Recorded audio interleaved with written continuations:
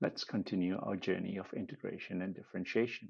Previously, we had gone down the middle path at the crossroads, down the valley of implicit differentiation. Now we will take the right path and have a look at the adjoint passage.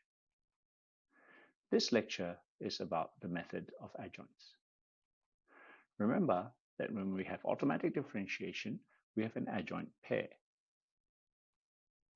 For each variable a, we have an adjoint variable which we indicate by an a with an arrow above it pointing to the left side. The concept of an adjoint comes up in various areas of mathematics, and in this lecture we will look at what it means in optimal control. Consider this problem of a linear dynamical system with state variable x and u. Assume that the dynamical system evolves with known matrices A and B such that xt plus 1 can be computed from xt and ut. Now, given these known dynamics, we want to compute some other functions. For example, this quadratic cost function, where we have some known dynamics written in terms of A and B, and we want to find a sequence of inputs ut such that the overall cost of the inputs u and the states tx is minimized. In other words, given the start state x0, we want to minimize the quadratic costs shown here in terms of s, q, and r. Note that the state evolution from the previous slide is written as a constraint. So how do we find these good controls? It turns out that we can solve the constraint optimization problem by the method of Lagrange.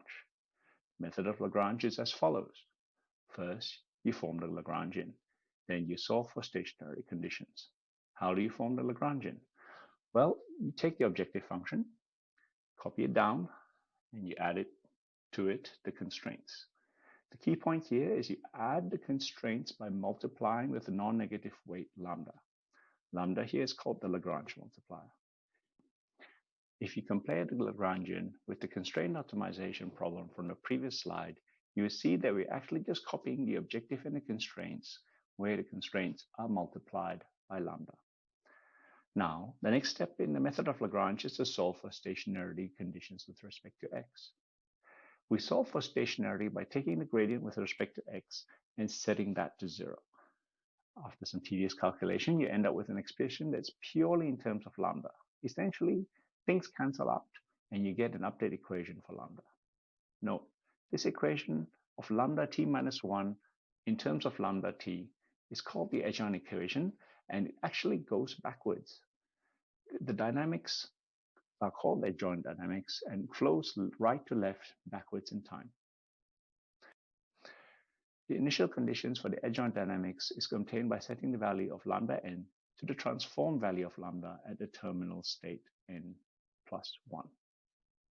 Note that the index of lambda is actually decreasing. That is, the evolution of lambda actually goes backwards in time, whereas the evolution of the state x actually goes forward in time from t to t plus 1. This is essentially caching in reverse because we're building lambda t minus 1 from lambda t.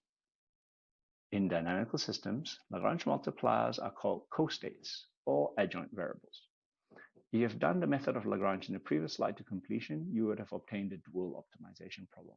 This resulting dual optimization problem is called the adjoint problem.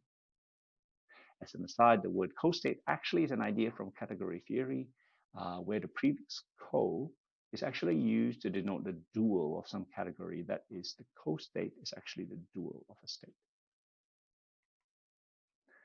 The idea of finding the best controls goes back a long way, actually. It goes back all the way to Johann Bernoulli in the 1600s, which is the problem of maximum ascent. This is captured by the sculpture at the bottom right here in Groningen, which gives 2 points on the vertical plane, and you want to find the fastest way that you can go from one point to the other under the force of gravity. In control theory, the idea of finding controls that maximize a particular outcome is called Pontryagin's maximum principle. In recent years, people in deep learning have used these ideas to model dynamical systems with great success. I refer you to this recent conference on scientific machine learning, which has a few nice talks about these methods. So recall that we want to have some inputs u that minimize a quadratic cost over trajectories, given x0. Instead of looking at this very, very specific function with a quadratic objective and linear constraints, let us look at a more general function, which is to find a minimizer over variables x and u for a function f subject to constraints g. This is similar in form to the one of the equations that we've seen in the implicit function theorem lecture. Before we continue, I'd like to recall two basic concepts, the Jacobian and automatic differentiation. The Jacobian is a collection of first-order derivatives of a vector-valued function f. Recall that we write derivatives as row vectors, and for a vector-valued function, we stack these rows up to form an n by n matrix. F here is a function that goes from Rn to Rm, giving a Jacobian which is of dimension m by n. The other thing you need to recall is the backward pass of reverse mode automatic differentiation. We're given a function, big G, that is a composition of three functions, e, f, and g, and we explicitly write down the intermediate variables x, y, and z here in this computational graph. Then, because multiplication is associative, we can bracket the chain rule in any way we like. Now, in this particular equation at the bottom, we want to compute dz dw, which, recall, can be written as an adjoint of w, right? And we collect the terms that are on the right side of x in the graph as the adjoint of x. The only remaining term outside the bracket in the chain rule is dx dw, which we multiply to the adjoint of x. In other words, for the function e in the computational graph, the input adjoint of e, which is the adjoint w, is the output adjoint multiplied by the partial differential. Let's stare a bit more carefully at the adjoint update rule. We assume that the function e takes us from Rn to Rm. The adjoint vector, which are derivatives, are row vectors of dimension m and n respectively for adjoint w and adjoint x. The forward partial here is just the Jacobian matrix, and hence we multiply the output adjoint with the Jacobian. This particular form is called the vector Jacobian product and occurs quite frequently in machine learning and can be efficiently computed using the current computing architectures. Let's go back to the constraint optimization problem we had before. Recall that we were trying to find a minimum over a function f with two arguments by fiddling with x and u. This optimization problem is subject to some equality constraints which are defined by g. We look at this equation here and think about how the information flows. Firstly, we look at the constraint g, and we solve for little g that allows us to explicitly solve for the function going from x to u. This enables us to evaluate the function big F, which gives us the value that we hope to minimize. Recall the implicit function theorem ansatz, where the constraint on the previous slide is a special case. Given a function big G in terms of x and y, we explicitly solve for a function little g of y in terms of x. Then we can put this explicit function g back into the objective.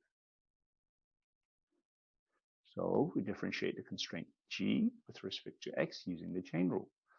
Note that one of the terms dx is 1. By setting the gradient of the constraint of g to 0, we find the stationary conditions. Solving for these stationary conditions, we can re-express everything in terms of du dx. And think a moment about what du dx is. It is the gradient of the function that expresses u in terms of x.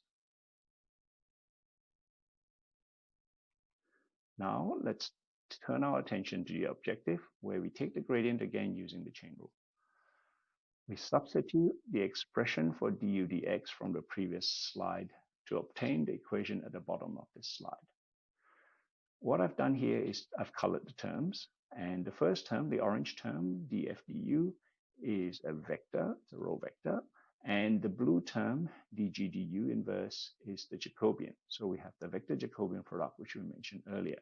And remember that this can be computed efficiently. In practice, we actually never solve for this inverse, but instead we solve for a linear equation. The combination of orange and blue terms we collect together and rename as lambda. So the gradient of the objective f is given by df dp and is added to lambda multiplied by dg dp. We can see this is in the computational graph by observing that the gradient df dp consists of two paths growing from f to p, going backwards from right to left. The term lambda is the result of the vector Jacobian product, and it essentially is the term that allows us to fill out this backward path. Let us recall the constraint optimization problem we started off with at the beginning of this lecture. From the implicit function theorem, we obtain the middle equation, which is from the previous slide. Alternatively, by the method of Lagrange, we get that the gradient of the Lagrangian is given by the sum of the gradient of the objective and the gradient of the constraint, weighted by the Lagrange multiplier. I've colored the corresponding terms in the two approaches, orange and blue, to make it easier for you to see the match between the equations that we got from the implicit function theorem and the equations we get from the method of Lagrange. Hence, you can think of the method of adjoints, which is something that can be derived using the implicit function theorem ansatz, as the same as using the Lagrangian. Furthermore, you can explicitly derive the value of the Lagrange multiplier lambda by comparing terms. Recall that for the dynamical system we had at the beginning, solving the Lagrangian allowed us to obtain the adjoint dynamics, in other words, the dynamics of the dual variables. In summary, the method of adjoint is studied in optimal control. That is, it is known as the adjoint state method and also the Pontryagin's maximum principle. Very often, when you implement this, you use the vector Jacobian product for efficiency. The adjoint variable in automatic differentiation has the same function as the Lagrange multiplier in the method of Lagrange. In other words, backpropagation is just the method of adjoints. Thank you.